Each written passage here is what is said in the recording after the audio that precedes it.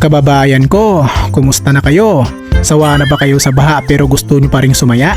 Itong video ang para sa inyo. Baha na nga, may Pinoy kalukuhan pa. Panoorin ang mga nakakatawang baha moments na siguradong hindi nyo malilimutan. Kaya mag-subscribe na para patuloy ang saya, tawanan at mga eksenang talagang pang Pinoy.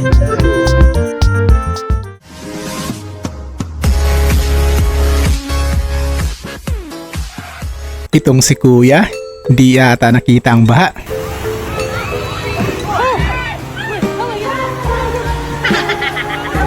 Ayan tuloy, buti na lang may nakakita, kundi ikaw ay mawawala. Magpapayong ako para di ako mabasa, alam mo namang baha. Kamalas naman, ano kaya king sasabi ko dito kay Foreman?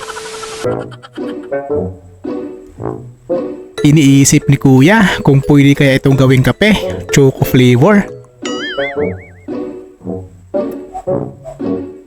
Kasi mag-aalmusal naman siya at wala pang handang kape.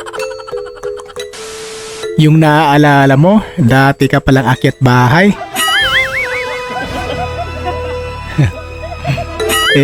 Dati ka palang kadouble ni Spider-Man, kaya di ka na nahirapan. Sabi ng team leader nyo, ang a-absent, walang sahod sa 15. You what? Buti na lang, dati ka konduktor ng van, kaya nagawan mo ng paraan. Hindi naman masamang tumulong, ang masama, wala kaming jowa, na dapat hindi mabasa. Sana mabasa ka na lang te, wala kaming pake. Emotional damage. Ang galing talaga ng mga Pinoy mag-edit, nadamay tuloy si Kiko. Ito ang dagat.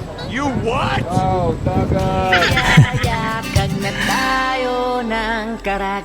Wow naman, ang galing mo talagang bright ka. Kaya pala may barrier sa kalsada, ito pala ang gamit niya. Grabe, ang galing talaga ng Pilipino. Ang galing ah. Grabe, ang lapit ni madam oh. At least, may pakinabang din ang proyekto ng gobyerno para sa baha. Yung di ka pa nakapaglaba dahil di pa humupa ang baha. At least, nagamit ko ang damit ng tita ko. Ganyan dapat, magtutulungan lang tayo pagdating sa kahirapan.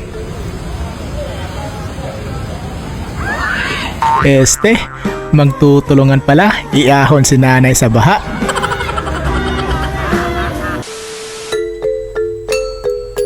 Kuya, sabi mo waterproof tong tricycle mo? Huwag lang mabasa tong shoes ko kuya, kakabili ko lang. Yung gusto mo magpahinga pero binabaha.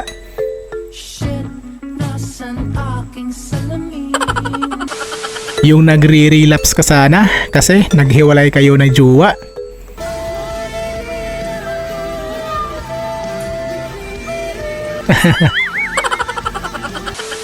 Boss, di ko naman alam kung baha pa ba yan o basurahan. Parang pinagsisihan mo boss ah, bakit umalis ka pa?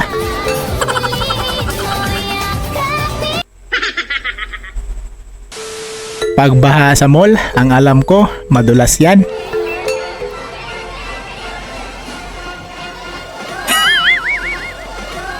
Sabi ko na nakakahiya naman te. Pre, dahan-dahan lang, sa pedestrian ka lang dumaan. Sa kadung-kading padung-ding. Sorry pre, di ko kita pedestrian kung saan. Hanggang liig na ang baha pero naalala mo, sobrang talino mo pala. The Jet2 holiday. And right now, you can save £50. Makikita to ni BBM, sigurado ihahire to, baka may magagawang bago. Sana. Sino ba naman hindi mapapasana all sa kilig? Na all daw. Oh, hibok. Oh, hibok. Pero parang nangangamoy hiwalayan, boy. Ito ang tamang flood control ng Pinoy. Ang galing nito, may harang sila oh. Ang galing. Lagyan nila ng harang yung kanilang tindahan kaya hindi pinasok ng baha. Effective pa plano nito kaysa sa mga nakaupo. Ayun oh, tuyo yung loob oh. O ito pa ang isa, ang taba ng utak ng gumawa. Hindi gaya ng nakaupo, tiyan lang ang mataba, hindi utak. Bakit napunta na tayo sa politika? Buti pa, manghuli na lang ng isda. Ay, may isa pa. Sabi ni teacher, pagpasok nyo, lagyan nyo lang ng plastic ang paa nyo. Sige, pa-smile-smile ka pa boy. Tingnan natin kung di mapupuno yan. Sabi ni driver, sige, sakay kayo. Di pa naman puno yung bus. I didn't like it. Tama nga naman, di pa puno ng tubig. Ito na naman tayo. Magkakainggitan na naman tayo eh.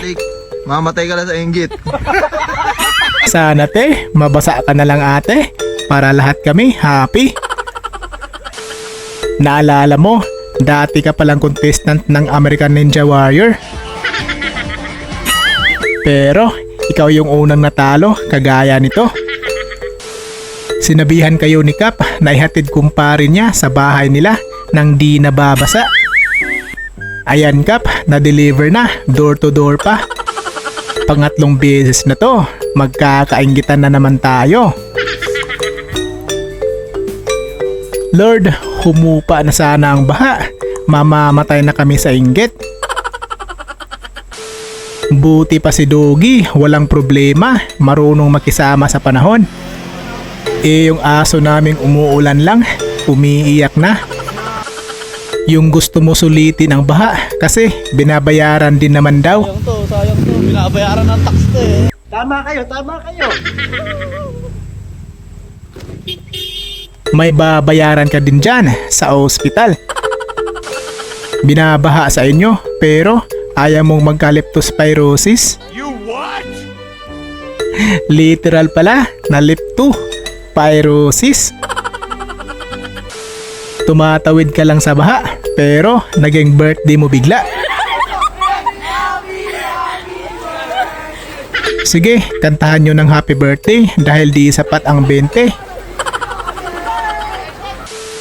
Yung nasanay ka na sa baha pero ihi lang pala ng iyong alaga. Akala ko sa labas ng baha pa rin. Kaya pala ate, ayaw mong bumaba. Takot ka pala sa duga ng iyong alaga. Sige Nok, sabi ni Amo, ang tatalon, adobo kayo sa akin.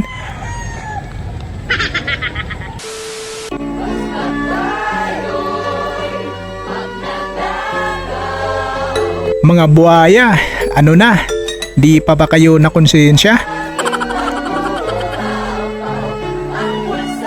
Bulsa nila nag-uumapaw, pero ang galit natin nag-uumapaw.